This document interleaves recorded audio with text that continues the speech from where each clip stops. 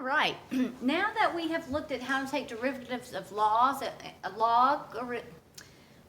equations, and we have been reminded ourselves of the logarithmic properties, how to rewrite using logarithms, we're going to learn something called logarithmic differentiation. And so that sometimes you're given a function that's kind of hard to find its derivative, and if you apply a log to both sides, it makes it easy to find the derivative. So this is some examples of how to do that. On your worksheet, it's basically laid out some steps for you to follow. If you're using logarithmic differentiation, it says step 1, take the natural log of both sides of the equation and use the logs of laws to simplify, like we just did in the last video. Okay, the product rule, quotient rule, power rule. Then differentiate implicitly with respect to x. So we're going to take d dx on both sides, and then we're going to solve for y prime. So it's a very simple procedure, especially since we know how to do these things now. So let's look at example 4. It says use logarithmic differentiation to find the derivatives of these functions. And so the first one, a, that we have to do, y is equal to x to the 3/4 times the square root of x squared plus 1 all over 3x plus 2 to the 5th power. Okay, we have to find y prime. So before we just dive into finding y prime, which of course we could do low d high minus high d low over low low, there's just a lot of work involved with that. We can simplify things tremendously if we use logarithmic differentiation, where we take the log of both sides first and apply the log laws. So let's do that. Let's take the natural log of y is equal to the natural log of all of this. X to the 3/4 square root of x squared plus 1 over 3x plus 2 to the 5th. All right. Why does that help? Because once you have a log involved, you can rewrite using the log laws. So this is the natural log of y. I'm just going to apply the logarithmic properties. Is equal to the natural log of x to the 3/4 plus the natural log of x squared plus 1 to the 1/2 minus the natural log of 3x plus 2 to the 5th. Then I'm going to use the power rule. I'm going to move the 3/4 in front. Okay, I'm going to move the 1/2 in front, and I'm going to move the 5 in front, and this is applying the power rule. Now I'm going to take the derivative. Let's take d dx of both sides and solve for y prime. d dx of the left, this is implicit differentiation. d dx of the right, what does this look like? Well, the derivative of the natural log of y is 1 over y times y prime.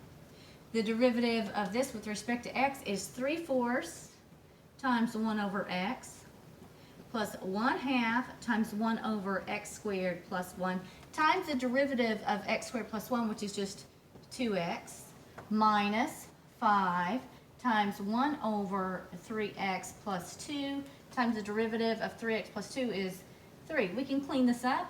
1 over y times y prime is 3 over 4x. 2 goes into 2 once, plus x over x squared plus 1 minus 15 over 3x plus 2. How am I going to solve for y prime? I'm going to multiply both sides by y. But what is y? Oh, this is y. It's all of this stuff right here. So when I multiply both sides by y, this becomes a 1. So y prime is equal to this times y. So it's this times this mess right here. X to the 3/4 times the square root of x squared plus 1 all over 3x plus 2 to the 5th. And that's it. Now that might have seemed a little bit involved, but not really compared to all of the room for error that happens if you were just to do a plain quotient rule and product rule and chain rule with that one right there. So logarithmic differentiation was very helpful in this case. Let's look at b. b goes like this. b is this.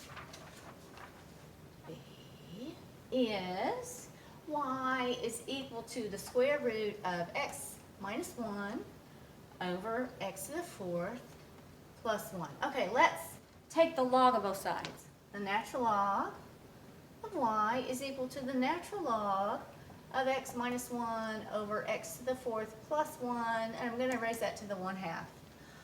Let's use log properties. The natural log of y is 1/2 times the natural log of x minus 1 over x to the fourth plus 1.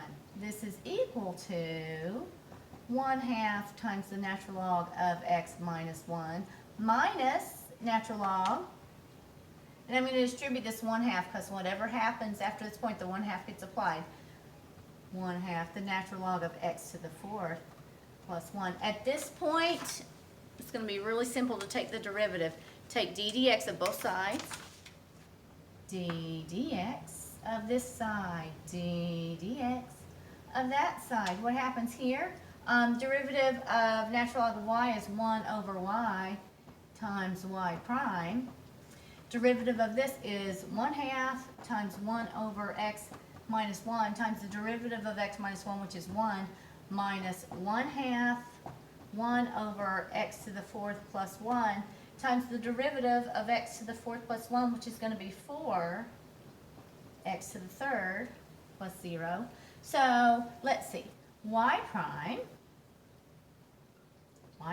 is equal to 1 over 2 times x minus 1 minus, let's see, 2 can go into 4 twice, minus 2x cubed over x to the fourth plus 1 times, I'll multiply both sides by y to make this be a 1 times y. What was y? It was this business right here, times the square root of x minus 1 over x to the fourth plus 1. And that's that. The last one, it looks kind of scary, but it's not if you use logarithmic differentiation. So C goes like this.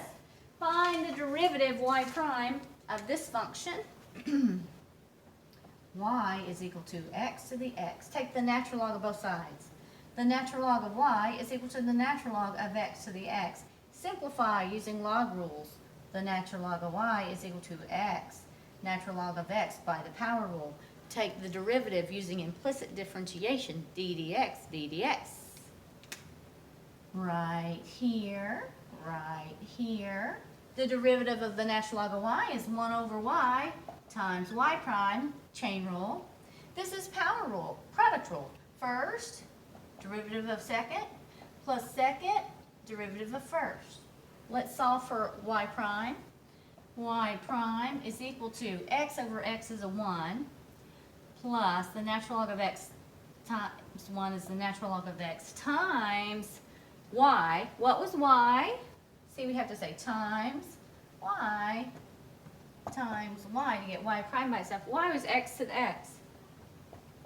All right, so y prime is x to the x plus x to the x times the natural log of x. And that's all there is to that.